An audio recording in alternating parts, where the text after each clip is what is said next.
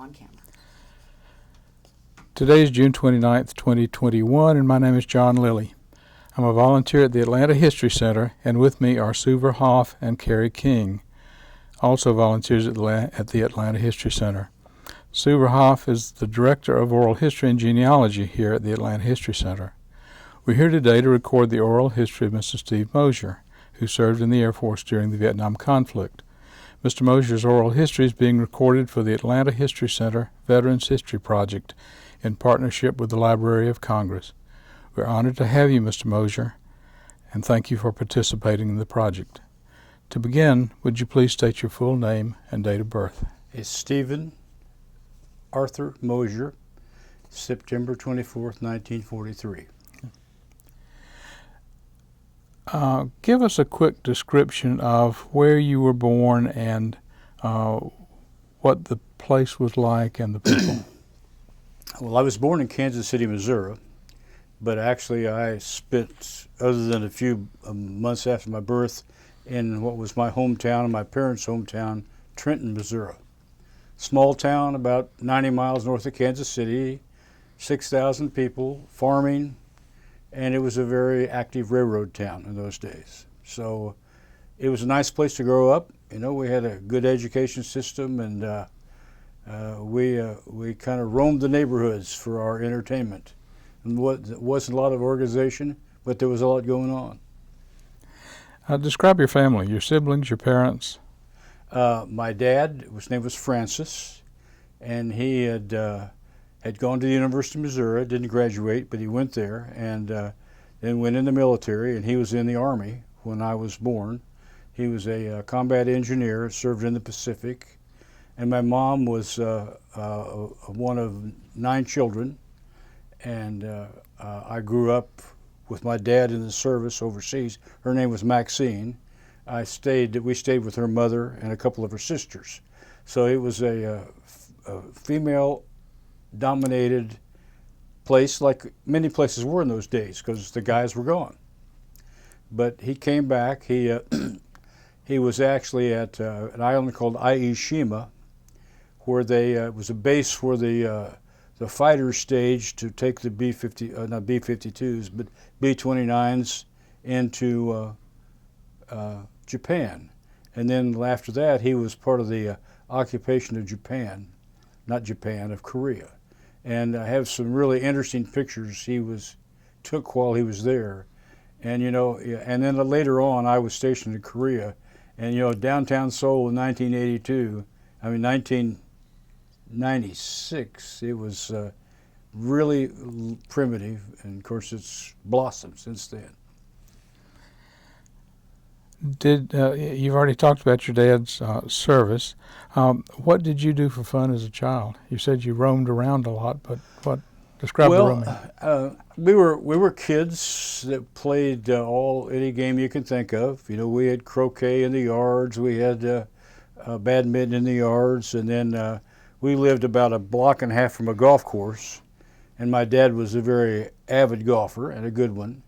And I played golf. And it was funny because we used to do what we called night golf. And we'd just get in my front yard and somebody'd say, first hole is in Martha's yard.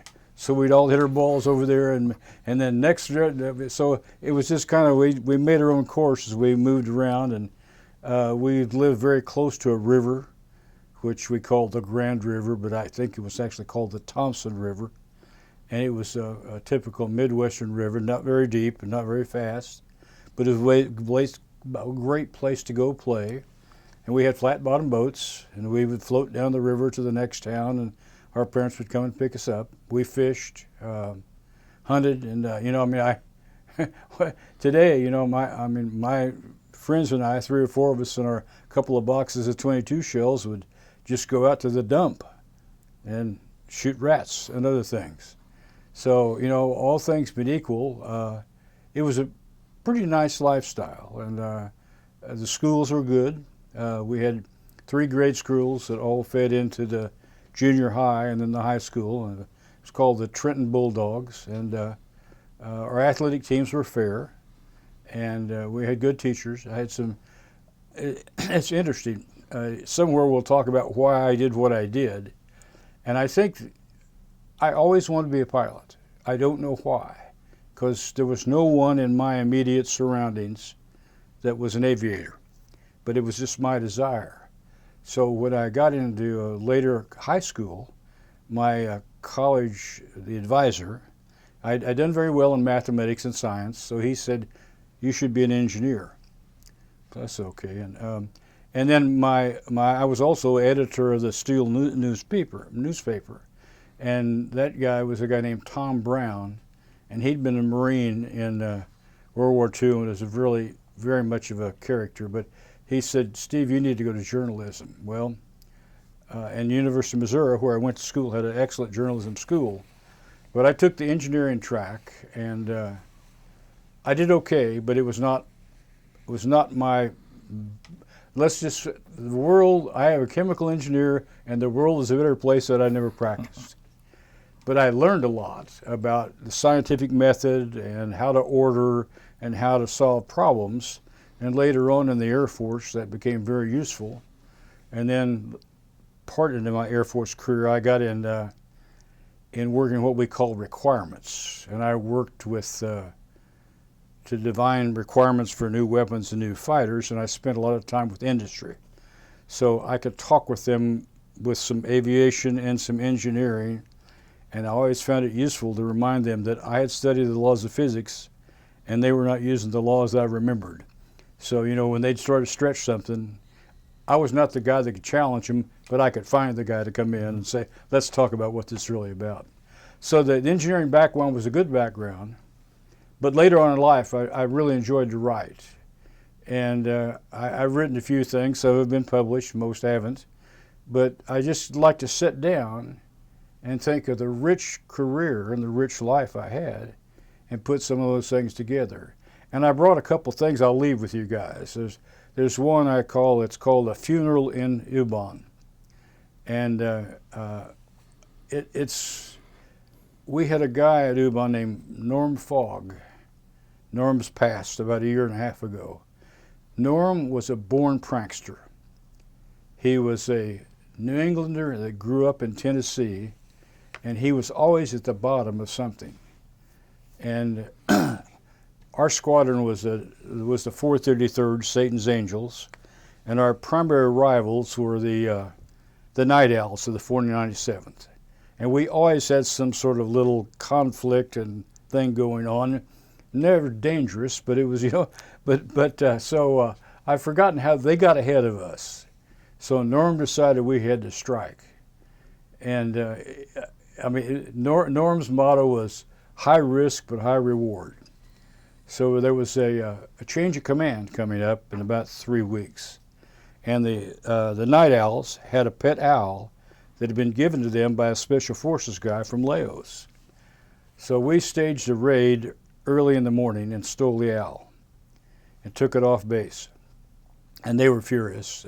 They didn't know we'd done it, but they knew we had. So we cared for the owl, though as we said, there was no damage to this owl.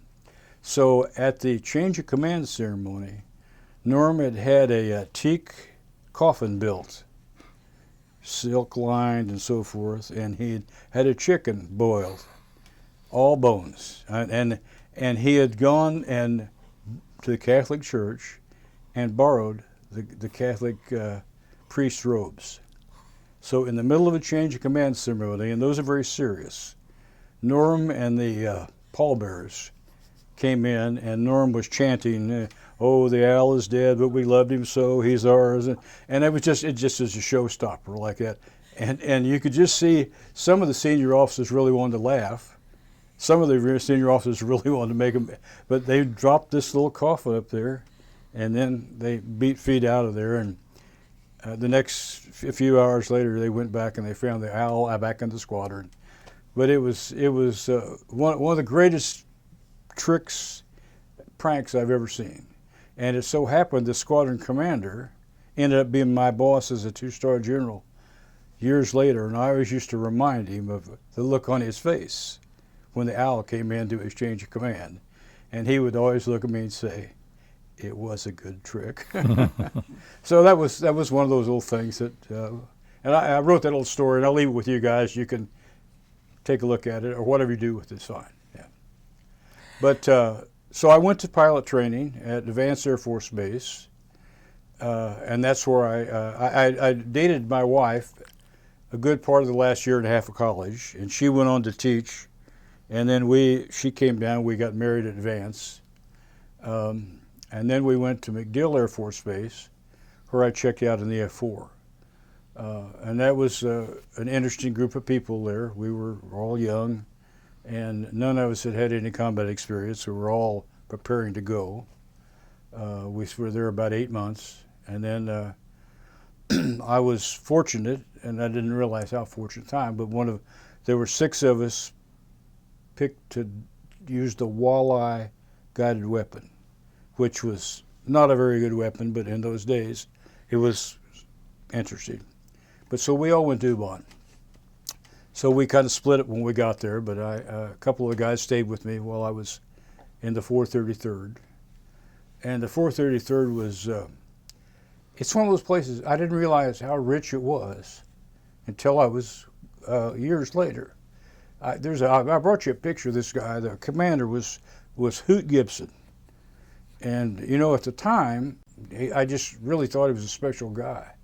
But Hoot was a Korean War ace, and I think, as I look back, he's the only guy in the squadron that had combat experience. And he wore the orange shooter glasses, smoked a cigar, and he was very much a disciplinarian. But by the same token, he ran a loose ship, and his punishment was you didn't fly if you didn't do the way he wanted. He didn't worry about a real punishment. It was just, I'm just taking away your privileges. And he was just special, really special. There were 7 guys that were in his squadron that made general officer. And over 20 of us made colonel later on. So he said, he really staged, I think, so many people for a good career. But I mean, he was a character. Like one day, a good friend of mine, a really good friend of mine, went to light his cigar. He just stepped back and he says, "Ghost, a gentleman never lets a man light his cigar." And that was it. That was a lesson from the Hoot. But he was a Thunderbird leader later on, and just a great leader, great leader. And the squadron had a lot of them. We had good guys. So it was a good year there. We lost 4 airplanes, as I recall, 5 guys.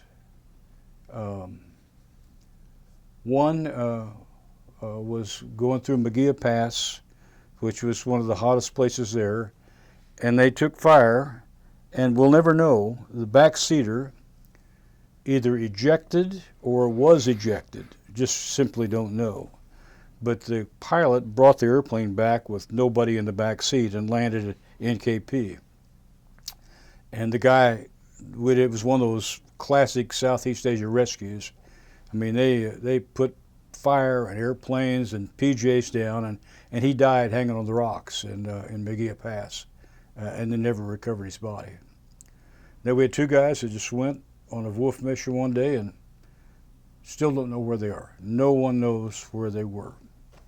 Then we had another 2 guys that flew into the ground at night, and that was a very sad story because the pilot was a good pilot, but he was apprehensive at night. And the backseater was a young, eager kid, and they just screwed it up and flew into a mountain and killed themselves.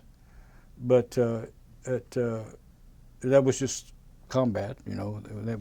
All losses were tragic, but that was what we did.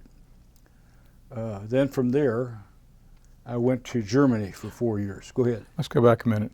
So when you were in Thailand, were your missions typically over Laos? Laos and North Vietnam. Okay.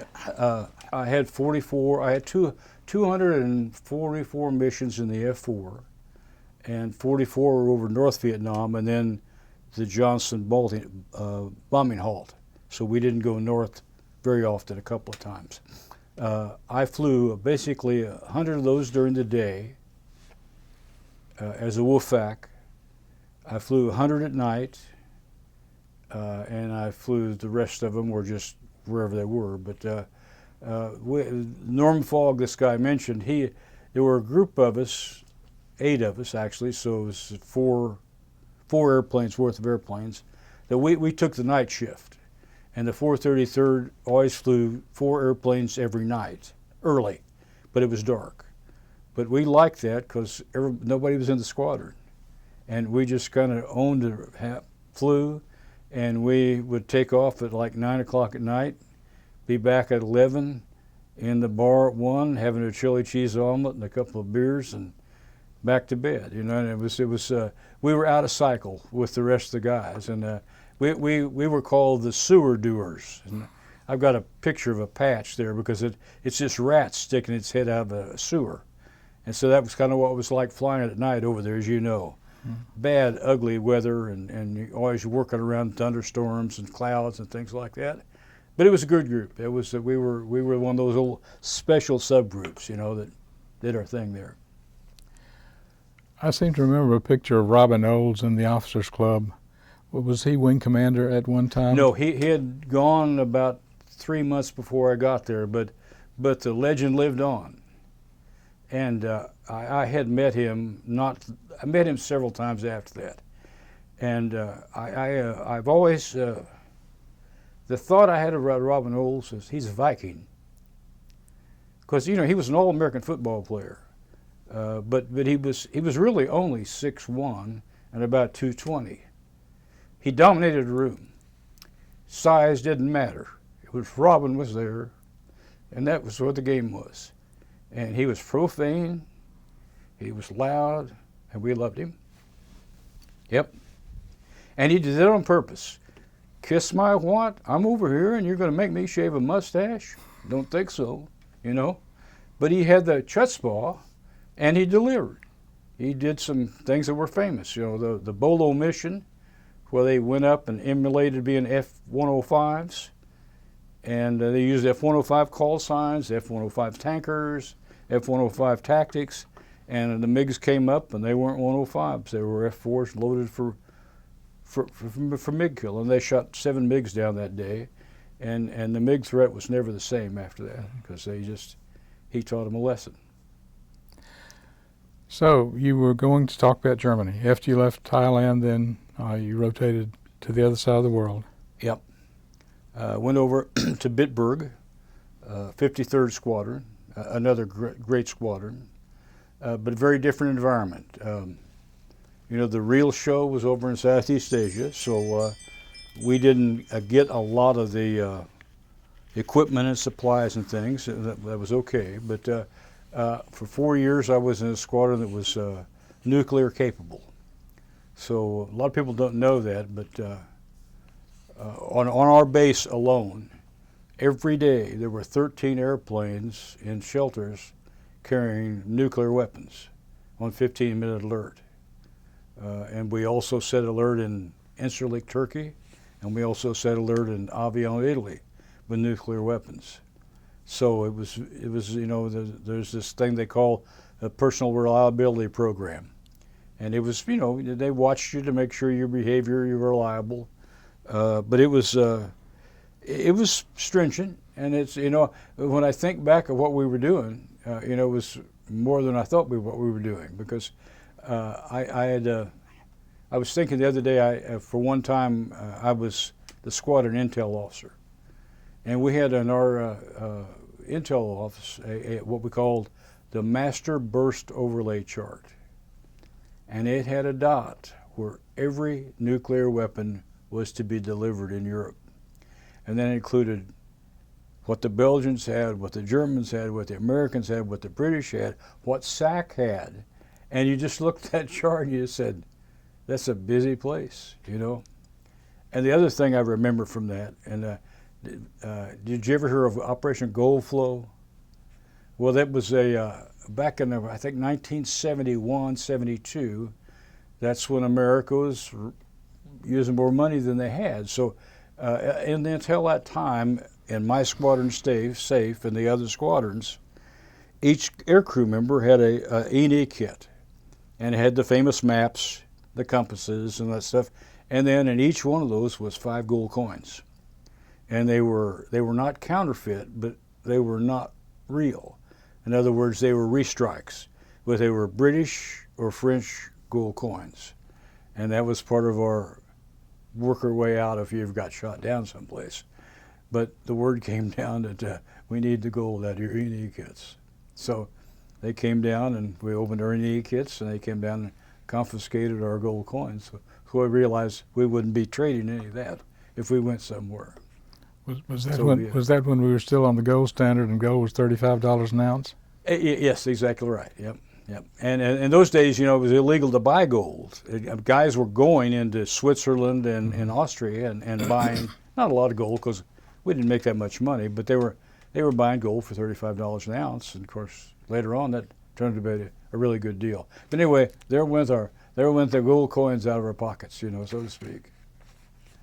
But so I was there for 4 years, and the squadron never lost an airplane, had a good safety record and a good record. We had some good bosses, and we had a couple that we worked around them because they were, I don't know why they were there, but they were just one of those, well, okay, look the other way because whatever he's telling you to do. Anyway, we had a good group, good camaraderie, and I enjoyed it. And the price of living in Germany was good. So my wife and I had no children at that point in time, so we just made up our minds is we will not struggle to go on vacation during holidays because we didn't have to, and we didn't care about the weather.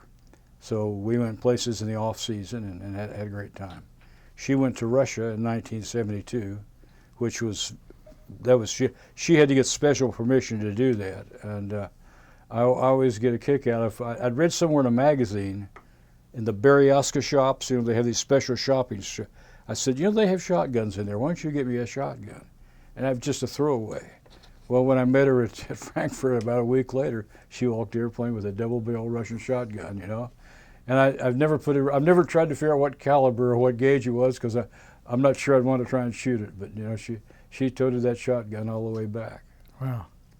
But we went to in those days one of our favorite pastimes was going to Formula One races, and right north of Bitburg is a place called the Nürburgring, and it's 24 miles, and it's one of those 24-hour races. So you'd go up and spend the night, and watch the cars come through at night and daylight, and then we went to Spa, we went to Monaco. So we traveled a lot and had a good time and went back our share of antiques. That my daughter looks at me and says, what am I supposed to do with this stuff? I said, don't know. But then from there, we went to George Air Force Base, which is enclosed, Victorville, California, which is also really, it was Apple Valley, California, because that's the home of Roy Rogers. Roy literally lived a mile from me, and we'd see him often, he and Dale, and kind of roaming the neighborhood. But it was a training wing, and we put people through the F4. And it was a good, rewarding job, but it was sort of a production line. After 4 years of putting people through airplanes, you knew exactly what mistake they were going to make, and oh well, they're going to make it anyway. But it was fun. We took some of the POWs that came back, and when they came back to get recurrent flying, we trained them, and that was spectacular because they were all good guys, but some of them should have never flown again, but they gave them the chance, and then I think those guys found a way not to fly later on, and I don't mean to criticize, because what they went through was over the top. But some of them came back and were just as good as they ever were, and maybe better. And some of them went on to do great things in the Air Force and great things in life. But it was very rewarding to take those guys out and give them their first F4 ride in 6 years, things like that. And then I got selected to go to the Army Command and General Staff College in Fort Leavenworth, We called that the best year of our life. And that's what the Army called it. But it was a hoot. And but at that time, we'd had our daughter, who was 3 months old when we went there. And we lived in substandard housing, which everyone else did too. And it was called Perishing Park. It was really Pershing Park, but Perishing Park. And had a great time there. I made a lot of good friends in the Army, and my wife became very good friends with a German lady who was a little younger. Pat at that time would have been 32, 33 years old. And Vivka was like 28, and she was married to a German lieutenant colonel, Bogart. And they used to play golf together and take my daughter out and do things and had a good time. And Bogart would have gentlemen's parties. And he would invite all the Allied officers and a few sprinkles of the Americans. And we'd go to his house, and Bogart, I mean, he had the cigars and the cognac and the, you know, that. And one of the things I will always remember is I was sitting on a couch, and I had on this side, I had a Bangladeshi lieutenant colonel, and on this side, I had an Indian colonel. And both had been educated at Sandhurst, so they spoke better English than I did. And I'm just in the middle of this conversation, and they start talking about their common experiences. And the one guy said, were you in the Posh? I said, yes, I was in the Posh. When were you there? And they went through this thing. He said, I was engaged with a Bangladeshi infantry unit there. Was that you? He said, I think it might have been. He said, are you the one that killed my driver? He said, I think I might have. You know, when we had another drink. And it was just like we were at a bridge club like that, you know. But these guys had actually been engaged in those border wars, and the Indian was a tank unit, and his tank had been overrun, and a guy killed his driver with a knife. So that was interesting. Wow. So that was a year after that then? I went there for a year, and then we went to Langley Air Force Base, where I got in the requirements business, like I talked to you about. And I was fortunate that I got assigned to the F-15 program when it was still very early. It was a lot exciting going on, and it was a great job. I had terrific people I worked with there. It was Mac McFarlane, who was my direct boss. Mac passed several years ago, but Mac was one of the Streak Eagle pilots. So he's one of the guys that flew the F-15 to 80,000 feet, you know, and he was just a ball of energy. His boss was a guy named Cecil Powell, and Cecil had been a Naval Academy graduate, flown the 105 in Southeast Asia, had run the AIM-VAL program, had been a lifting body pilot as a test pilot. If you ever saw the $6 Million Man, and the lifting body comes in, that was him flying that. And then he went away, and we never knew where he went until we found out that he was the guy selected to command the first F-117 squadron. So he was a test pilot and a wonderful guy. And then my direct boss was a guy named, my senior boss was a guy named Tom McMillan. And he was truly the only workaholic I've ever met in my life. I mean, he stood so far away from anybody else that claimed the title, it wasn't even close. But he was a brilliant man, and he loved detail. I mean, you'd send a document into him, and he'd come back a day later, and he'd say, check that chart on page 27. I think they've got something wrong there. And it was almost like he begged people to give him something in error. But he was a driver. He was at work every morning at 6, seldom left before 10 o'clock at night. And the executive officers lasted about 4 months because they just couldn't keep up with him. But he did so much good for the Air Force. And then our senior guy was a guy named Bill Creech, Wilbur Creech, and he is one of my heroes. Again, another guy that just saw things other people didn't have a clue about. And one of the things he did, and you know, it's one of those things you look back and say, that's not a big deal.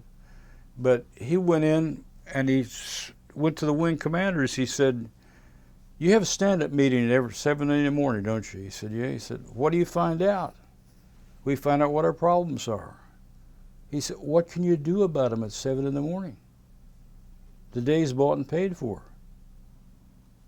He said, we're going to start having ours at 3:30 the day before. And we're going to go over our statistics and we'll find out where the problems are. And we've got the night shift to solve them. So when we come to work at 7 in the morning, we know what we have. We're not guessing. And he was one of those, why did anybody think of this before that? But he just did stuff like that. And he was very, I don't want to say imperial because he wasn't, but he probably changed uniforms twice a day. I mean, he never looked like he wasn't perfect. And if you could just see him picking the hair off here, picking the hair off. And one day we had a new general officer come in from the Pentagon. And it was a very controversial briefing. And the way the room was set up, Creech sat here, and the guest general sat here.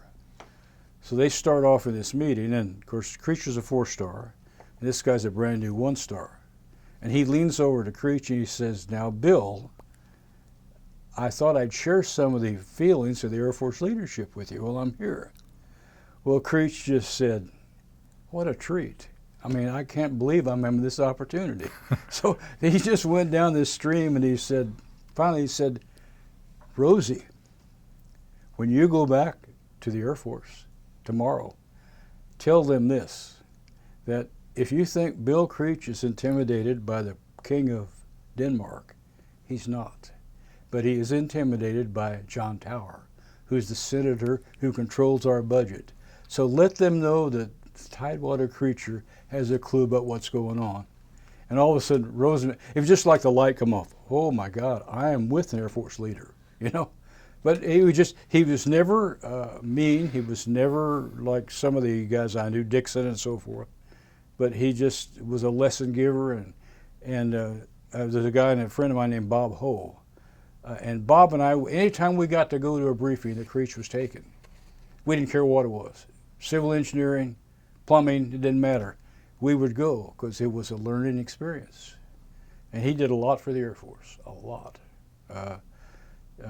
He certainly had a foundation with the F-15, the F-16, the A-10, the AWACS, Joint Stars, EF-111, they all came into readiness when he was the boss.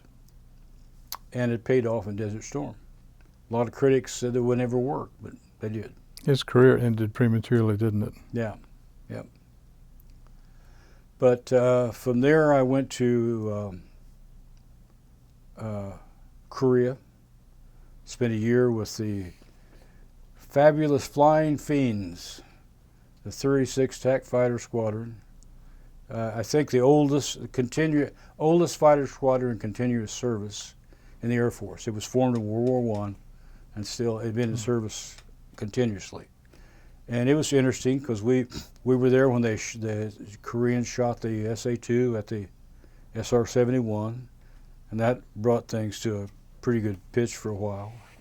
And I had good bosses over there too, a guy named Chuck Link, Fred Hafner, all learning experiences. And then I went from there to Seymour Johnson, and Seymour is it's the home of the 4th Fighter Wing, which was the basis. The Eagle squadrons from World War II were the 3 American squadrons formed in the RAF and then transferred to the Air Force. And I was commander of one of those squadrons, and it was a life experience. I mean, it was just special. I had the numbered Air Force commander that I interviewed for the job with, and I had known before earlier. He was a colonel when I was a captain, so I didn't know him. But my boss said, this guy, he loves eye contact. So whatever you do, don't break eye contact with him. So we went down to his office, and it was very much an environment just like this. And he just talked literally for 45 minutes, and I was lockjaw. And all of a sudden he turned to me and says, well, what's your biggest challenge going to be when I give you that squadron? And I hadn't thought of this. I said, sir, I'm going to have 60 guys that want to burn down somebody's house. I'm just going to make sure it's not yours or mine. He said, that'll work. So it was one of my best one-liner. But it was 3 years there, and then I went to the Pentagon. We went to the Pentagon. Our daughter and my wife were all through this, and we did a lot of things together. And she was a great supporter. And my daughter's a hoot. She was she lives here in Hills. But in the Pentagon, I had another great job. I got with the Checkmate organization, which had been formed in 1978, and it was the notion that we really didn't know that much about the Russians. We knew a lot about their numbers, but we didn't know how they thought and how their tactics were and how they would fight. So I was with the group, and then eventually had the group of about 20 guys. And our job was to study that, and we had a team that was the blue team, and they studied NATO, and then I had a red team that studied the red, and we would play these very rudimentary war games. We didn't have computers and things. There was a lot of arguing, and it was good. And we traveled a lot, went to Europe a lot, got to meet a lot of people. You ever heard of a guy named Moody Suter? The name sounds familiar. Moody was an Air Force character. That he was famous for probably three things. He's the guy that thought of Red Flag, the exercises. That was his child. He thought of the Warrior Prep Center, which was a center for preparing NATO officers in Europe. And then he was right in the middle of the guy that formed the aggressors. But Moody was just almost crazy as a loon sometimes. And the generals loved him because he had good ideas, but it was so plausible deniability. You know, if it was a bad one, it said, well, there goes Moody again, like that. But it was a good one. They were on that horse and ride it to the end. And he would come and visit with us. And this was in the days of smoking. So Moody never gave a presentation or discussion without a cigarette in one hand and a glass of scotch in the other. And, you know, the ashes were flying, but he was very entertaining. And another teaching experience. And then from there I went to Holloman Air Force Base in New Mexico, flew the F-15 there, and that was a great assignment. Good place to fly, wonderful place to fly, good weather. Turned right out of traffic, 3 minutes later you were in supersonic airspace. And there's just hardly any places you can do that. So it was good training, excellent training, and had some fun things there. I had 1990, I think, I took 3 F-15s, a B-52, KC-10 to Santiago, Chile for an air show. First time the American military had been there in 18 years. And we were rock stars. I mean, it was like, there was an astronaut. The astronaut and the ambassador to the United States were always on TV being interviewed. And the people loved us. They loved airplanes. But, you know, we wrote autographs on backs of anything. But, I mean, there are many things I remember. I got to fly as steerman with the chief test pilot of the Chilean Air Force. But one day, a very senior officer came over and he said, my niece would like to get inside one of the F-15s. You think that's possible? I said, yeah, we can do that. So the next day, this girl comes out, and anybody remember who Joan Collins was? Well, this was Joan Collins' twin sister. I mean, it wasn't, but it was. About 6 foot, black hair, had on 4-inch heels and a miniskirt. So I walked her out to the airplane, and the crowd was just kind of, this is interesting, because I think they thought they were going to get in the airplane eventually, too. So we walked up to the ladder, and she turned and looked at me, and she said, do I have to go up the ladder? I said, yeah, that's how we get there. She said, well, they will see it all. I said, that's possible, but we still have to go up the ladder. She said, what can we do? I said, I can walk close behind you. She said, well, then you will see it all. I said, here we are. So she said, let's go, like that. So we went up the ladder, and she got in the airplane. And actually, she knew quite a bit. I mean, I think she might have been an amateur pilot, because we had a nice discussion in the cockpit. But I'll just always remember that. What will we do? I don't know. Here we are. But it was a good time, and a lot of good flying there, and a lot of good people I worked with. One is a guy named Ted Campbell, who's one of my best friends today. And had 3 demo pilots there that flew the F-15 demonstrations, and one of them is a chief test pilot for McDonnell Douglas, or Boeing now. And the other guy was a Thunderbird lead, and he is one of the head guys in AOPA now. So it was good. And we went back to Langley, and I worked in a very interesting group there. I had kind of cats and dogs groups, but they were all good. We did managed all the aerial demonstrations in the United States. Anytime there was an air show in Washington, D.C., we went up and controlled it. We controlled the flybys for George Bush and for Bill Clinton. And I can honestly say that I told Fleetwood Mac to shut up once, because I had airplanes in hold and they were still playing Don't Stop Thinking About Tomorrow. And I finally said, it's over, because the airplanes are coming now. So, and then it was just, I had counter-drug operations, which in those days we were going into South America a lot. And we had guys deployed in radar sites all over South America.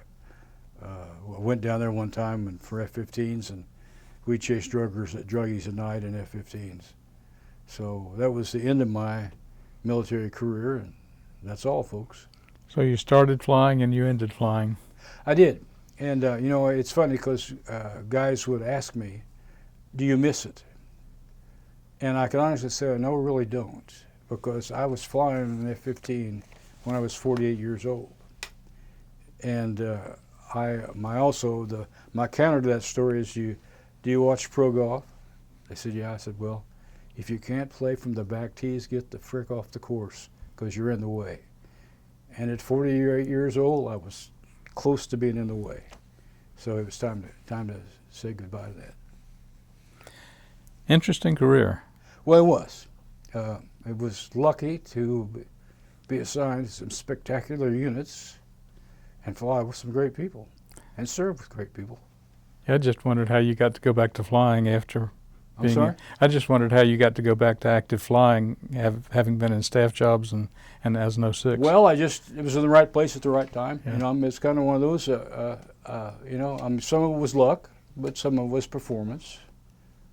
So it all worked. And it was nice to fly the F-15 after you wrote a lot of the requirements, wasn't it? Well, I had 3,000 hours in the F-4, and I knew it and I loved it. I said it's like a pit bull. It's just looking for a fight and hopes it does. But the F-15 cleaned up any problems there were on the F-4. It was gone. It was so easy to fly. A little bit difficult to use some of the systems, and that's I was not a boy of the digital age, and as it became more digitalized, it's one of those there's stuff in there, but I don't have a clue what I'm going to do with that. So, and the young kids that say, yeah, well, what's wrong with that? And never mind, like that. So that was another tell that I could still fly the airplane as well as most anybody, but that's not what it was about. It was using the airplane to do the things it was supposed to do. So at 48 you retired, and then what happened? At 48 you retired in the Air Force, and then what happened? Well, I went to I worked for a small company and working in a command and control for about a year, and then I was fortunate that a friend of mine that I had worked with called me and asked me to come to work for McDonnell Douglas. So I went to work with them in their marketing and strategic planning, and I stayed on when Boeing bought McDonnell Douglas. And I was trying to think. I was roughly 15 years with Boeing and McDonnell Douglas, and I had a good job there. I worked at Langley, and I thought one of my fortunate things was I continued working with young, vital people, and some of those young people were two-star generals, but still they were younger than I. But it was just nice to be every day to go out and be. Did you ever see the picture of Eisenhower that he is briefing, talking to the paratroops? And you know the story behind that is he looks at this little guy and he said, "Son, what are you doing here?" He said, "I just like hanging out with these son of a bitches." And that's kind of what it was like. But I was fortunate.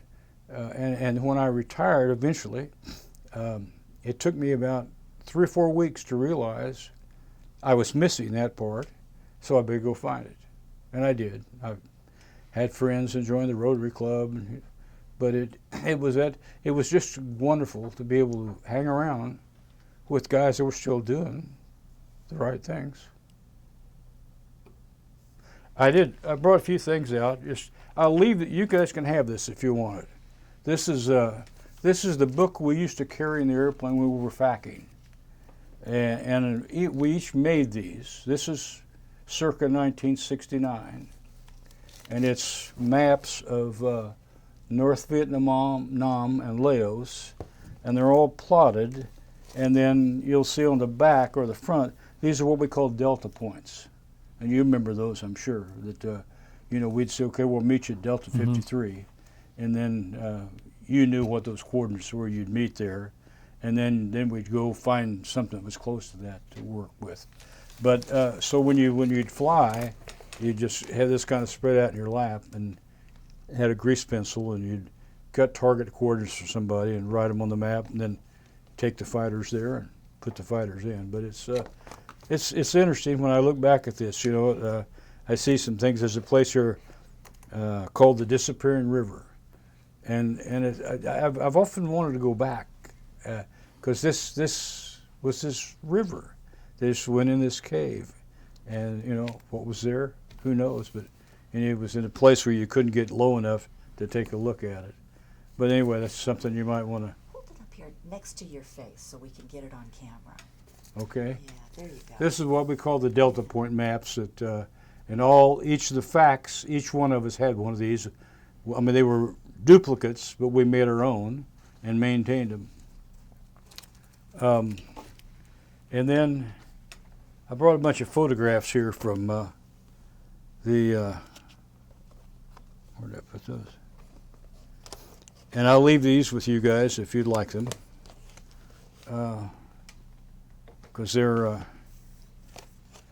a little history here. This is the 433rd Squadron, so that's that bunch of outlaws. And this is Hoot Gibson. I mentioned that's by your face. Yep. It's focused on your face. Yeah. So. And then this is just one of the F4s, and it's got a typical load of weapons on it. And then this is it's actually a flight of 4, but I'm at the airplane taking one of the pictures. So that's 3 F4s on a tanker going into the north. And this is where you can see nothing there. That's where there's a road we used to bomb and bomb and bomb and bomb. And the next night they'd come out and dig and dig and dig, So, and then this is I took a week and went to NKP, and it was this is one of those fabulous flights I ever had. I flew in a A-26, and it's a twin-engine propeller airplane. It has a pilot and a co-pilot, and I sit in the jump seat behind the nav. So we're getting ready to go out. It's a dark, nasty night in Laos, and it's raining. I'm thinking about, I volunteered to do this. So the guy says, okay, here's the egress briefing. Said, if we get hit, we got 2 engines, we'll bring it back. But if we don't, said, Larry's going to jettison the canopy. He's going to unscrap, he's going to turn around, he's going to push off the wing with his left foot. Said, you count to 3. If he's on the tail, do something different. So, oh, good. So that was one of those things. And I mean, they were playing the lieutenant. These were two old crusty old lieutenant colonels, but they got me. And that's they had a lot of the. You ever heard of the A1, the Sky Raiders, Sandies, and there's this. If you look there, that's just like looking at a World War II base. All those old propeller airplanes out there on PSP, and they were manly men that flew those. And there's me as about as bushy-tailed first lieutenant. And then this is the first group of Wolfpacks. That's the first 12 of us, and that was a classic group. And like a lot of guys, we had our funny suits we wore when we were at the club. And then these are three of my closest friends today still. One is from Wyoming. He's a cowboy. And actually, he joined the Air National Guard. And rumor has it, he is very restricted in his activities because it turned out that rustling in an Air Force C-130 was not probably legal. But I can't verify all that, but it's damn close to the truth. The other guy was a screenwriter on the West Coast, and the other guy and is still a farmer in Ohio. And this was, we built this ourselves. That was our little party hooch that we had, And we enjoyed life. And then this is our hooch area, and the big building is showers and so forth, and the low buildings are our BOQs, our quarters. And then we used to take the girls that worked in the officers club. We would take them and give them a birthday party when one of their birthday took place, and we had that in our club. And three of those guys made general out of that group. And this was our houseboy, Prossit, and he was, no one knows how old he was, but he was a good guy. And when one of our guys shot down, he came up and said, "Ho Chi Minh, number 10," So, and then this was our squadron dog. He was Satan, and he was a classic Thai saber-tailed dog, and he was stolen about every 6 weeks, and the other squadron would dime green. And I think he just said, "Well, this is kind of fun, I get a good rub down on," because it never bothered him.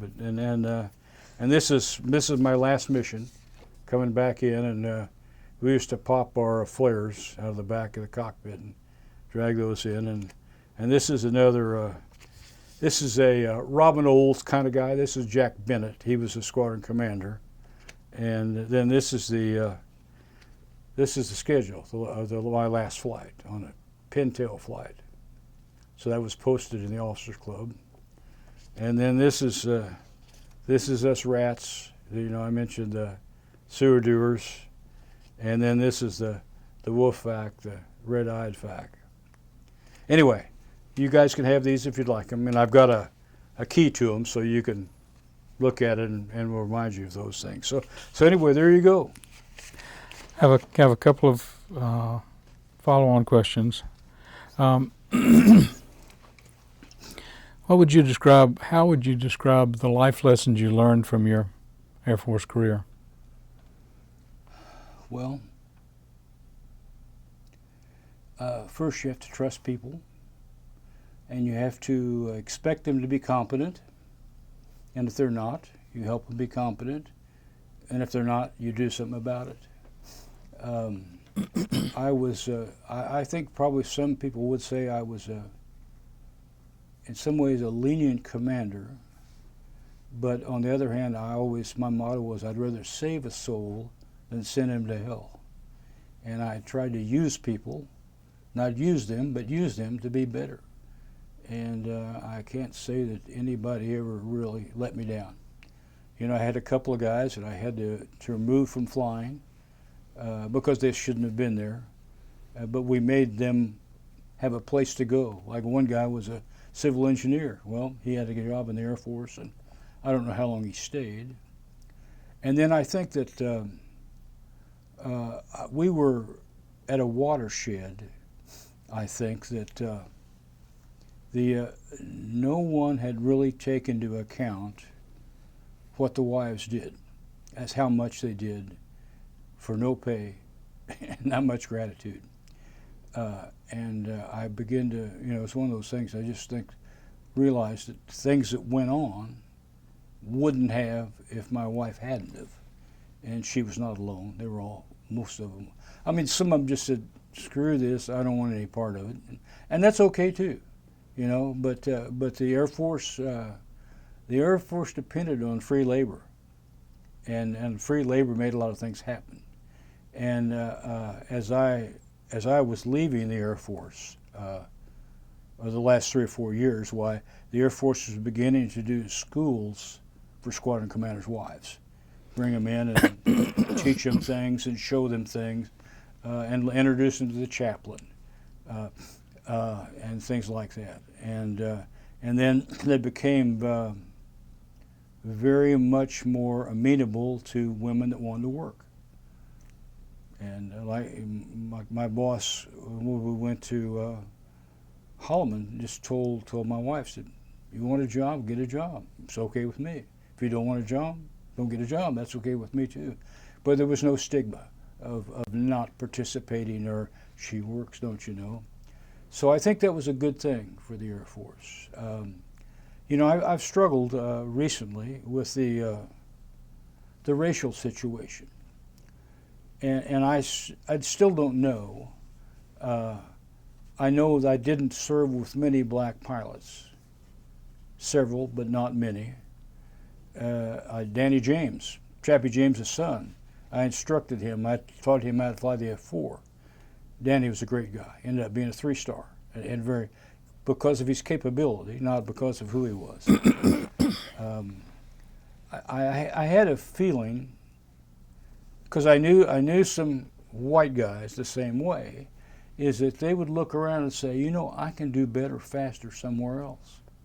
Because the Air Force is very stratified, and you get promoted. I mean, you can make early promotions, but you can't rocket. And some people are just meant to be rockets. And I think they just said, I don't want to wait. I want to do something now. And I knew guys that went into industry, did the same thing. Hell, I had a young kid that worked for me in Pentagon, in Langley. That's the head of Hughes Aviation now. He got out as a captain, and I knew some black kids that got out. But Fig Newton was the Thunderbird lead, 4-star general. So I just, was there prejudice? I'm sure there was, but I don't think it was oppressive. But what do I know, But I've thought about that. I look at it today, and I think it's I think that the scenario we have with black youth is frightening, because I think unless we work that out, we're never going to solve our problems. So that was part of my Air Force career. I learned that industry, there's a lot of hardworking people there, and I never met a guy that I thought was trying to screw me.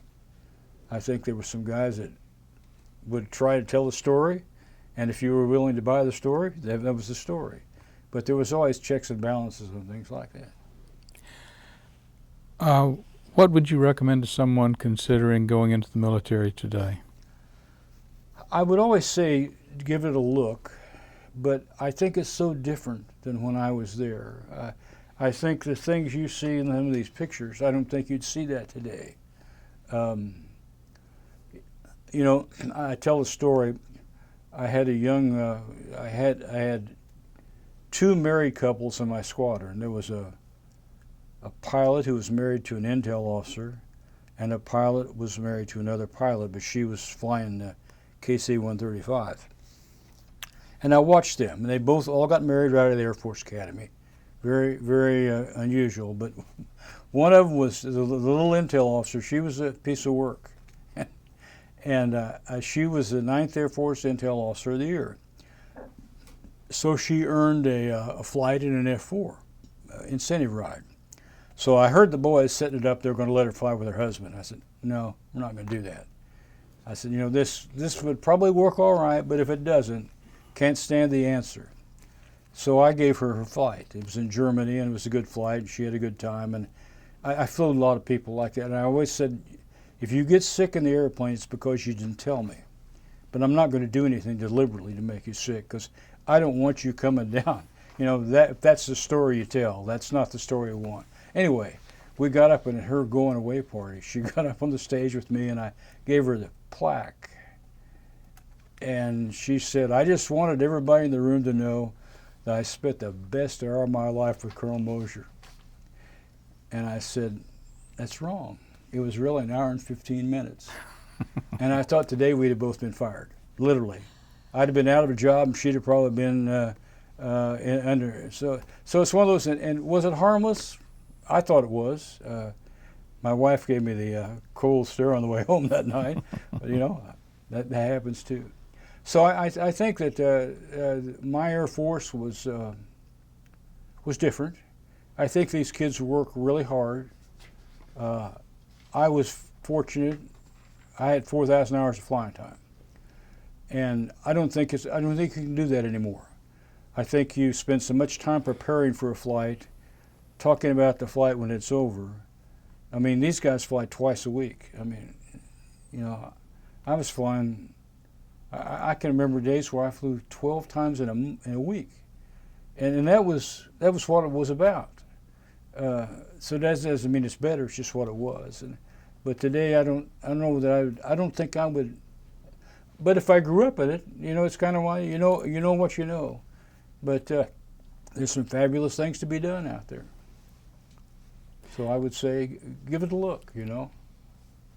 Well, before we wrap this up, is there anything else you would like to add, or any stories you haven't shared that you'd like to? No, I think that's enough. You know. Okay. Well, thank you for your service and taking the time today to share your experiences with us. We're well, thank you. It was fun to share. It was fun to share. Do you have anything? I have a few questions, if I could, not law-involved questions, just some spellings, if I may. You mentioned a Robin O's, I think you said? OLDS, Robin Olds, Okay. yeah. OLDS. And you also mentioned what I understood to be, and you have to understand I'm wearing it, so a media pass. Mugia. M-U-G-I-A, 2 words, I think. M-U-G-I-A, I Is think. that in Laos? It's in Laos. It's on the North Vietnamese-Laotian border. Okay. And it was one of the major checkpoints coming down the Ho Chi Minh Trail, came out of North Vietnam, and then went out through the Mugia Pass and just went all through southern Laos. So there was always something going on in Mugia Pass. You've probably spent a little time in Mugia Pass. Cambodia. Yeah. Cambodia? Mm-hmm. Yeah. Wilbur Creech? How do you Creech. spell Creech? C-R-E-E-C-H. Yes, I got it right. And his name is General Wilbur Creech, but Wilbur called me Bill. You know what I mean? It's funny. I wrote a few letters for him, and I learned how to say no without saying no, because he was always getting invited to come out to such and such a factory to do this, and I always have to write a letter like, you know, I'm so thoughtful that you'd bring me out here, but alas, I'm not able to travel during that, you know. So, but he was one of my heroes, yeah. And the only substantive question I have is, did you ever fly with pilots from Air America? Say it again. Did you ever fly with pilots related to Air America? I did, yeah. I knew they often FAC'd for us when we went into what we call the barrel roll, which was the northern part of Laos, and these guys, they staged out of Udorn, which is right on the northern base there, and they flew heliporters, and they, I mean, they were crazy guys. I knew some. I actually had an offer to fly for Air America because they were always recruiting people, and it just came at a wrong time, and probably just as well it did. But yeah. Thank you. Sure. Well, thank you. Thank you for your service. Sure, thanks. And welcome home. I'm glad. Okay.